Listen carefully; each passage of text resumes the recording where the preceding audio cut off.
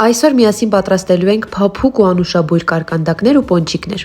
Կարկանդակի միջուկի համար խաշած կարտոֆիլի վրա ավելացնում ենք ձիթայուղ, արդեն իսկ տապակած սոխը, աղ, սև պղպեղ եւ կարմիր պղպեղ։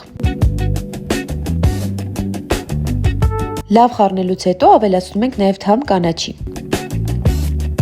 Խմորի եւ պոնչիկի միջուկի բաղադրիչները կգրեմ մեկնաբանությունների բաժնում։